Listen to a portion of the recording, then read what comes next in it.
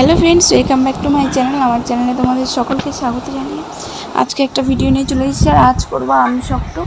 তো তোমরা দেখতে থাকো, আশা করি ভালো লাগবে কীভাবে আমশক্ত বানাই। তো এই যে দেখো, প্রথমে হাঁড়িতে জল দিয়ে তার মধ্যে আমগুলো দিয়ে সিদ্ধ করে নেবো কিছুক্ষণের জন্যে। আর এই আমগুলো সিদ্ধ করে নিয়ে যখন ছাড়াবো তখন কিন্তু খুব সহজে শাঁসগুলো বেরিয়ে যাবে আর খুব ভালোভাবে নরম হয়ে যাবে, আর শাঁসগুলো বার করতেও ভীষণ সুবিধা। তো সেই কারণে এই যে এখানে দেখো, আমি এখানে আমগুলোকে সিদ্ধ করে নিলাম। এখানে সমস্ত আম সিদ্ধ করে নেওয়া হয়ে গেছে।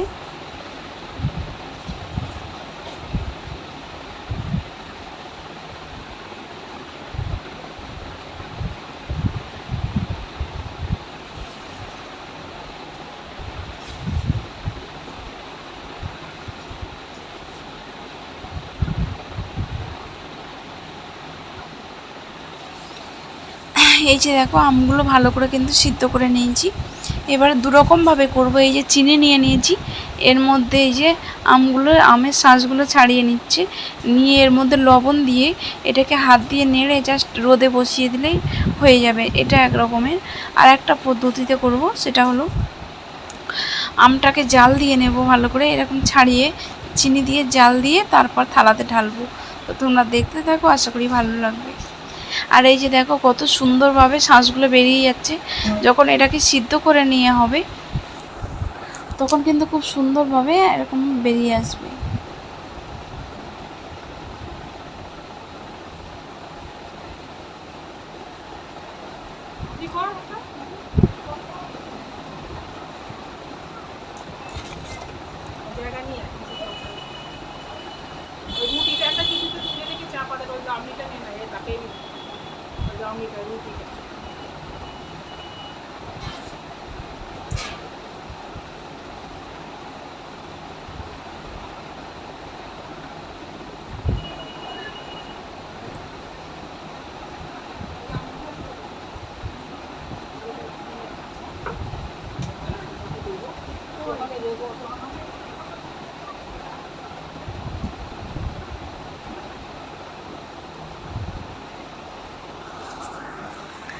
এই যে দেখো, ওইটা চিনির সঙ্গে মিক্সড করে নিয়ে রোদে বসিয়ে দেবো।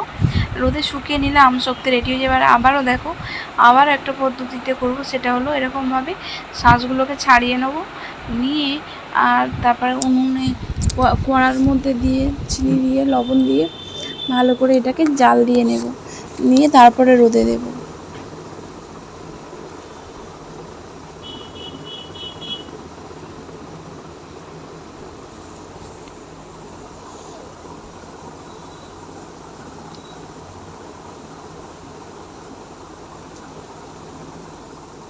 এই যে দেখো, এটা চিনি দিয়ে জাল না দিয়ে জাস্ট চিনি দিয়ে হাত দিয়ে মিক্সড করে এরকমভাবে রোদে বসিয়ে দিয়েছি।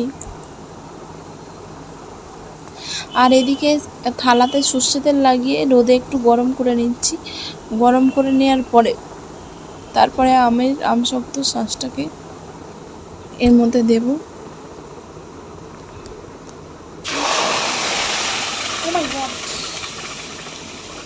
আর এই সময়টা কিন্তু আমের সিজন, আর আমরা কম বেশি কিন্তু সবাই ভালোবাসি আমশক্ত খেতে।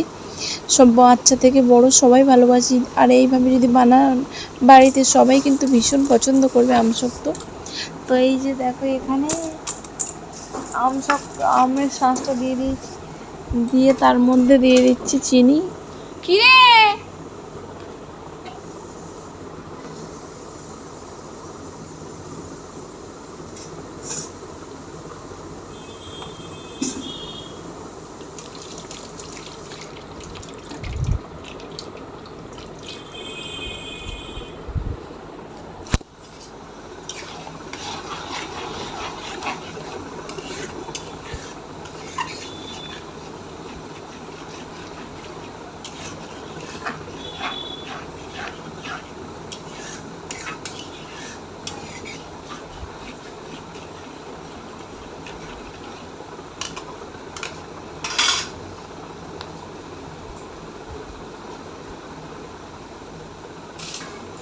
দেখো, চিনি দিয়ে দিচ্ছি, লবণ দিয়ে দিয়েছি, আর একটু গুঁড়ো লঙ্কা দিয়ে দিচ্ছি। গুঁড়ো লঙ্কাটা দিলে কিন্তু স্বাদটা খুব ভালো হবে।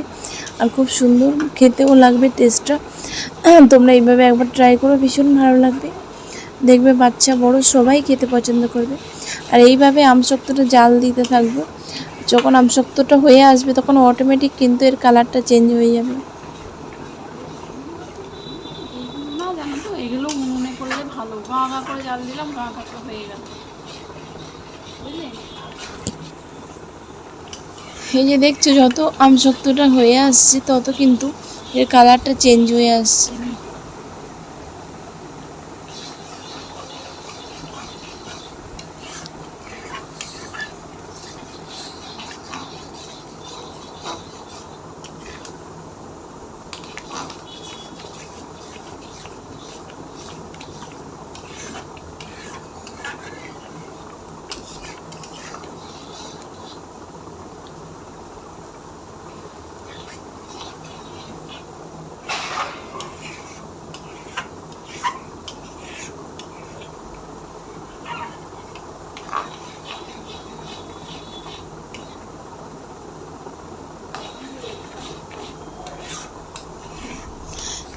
এই যে প্রায় হয়ে এসছে।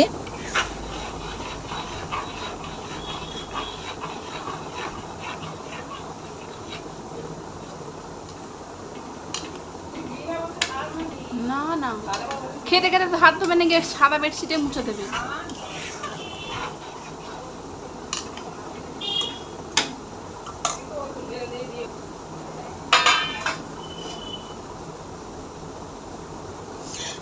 দেখো হয়ে গেছে, ওদিকে আমটা জাল দেওয়া হয়ে গেছে।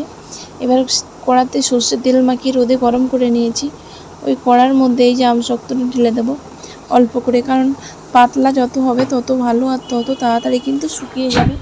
একদম পাতলা করে দেওয়ার চেষ্টা করবে, তাহলে কিন্তু আমসত্ত্বটা খেতেও ভালো লাগবে আর তাড়াতাড়ি শুকিয়েও যাবে। তো এই যে দেখো থালায়, দুটো থালাতে এইভাবে ঢেলে নেব, নিয়ে এটাকে রোদের মধ্যে বসিয়ে দেবো। 2-3 দিন পরে এটা কিন্তু পুরো শুকনো হয়ে উঠে যাবে রুটির মতো।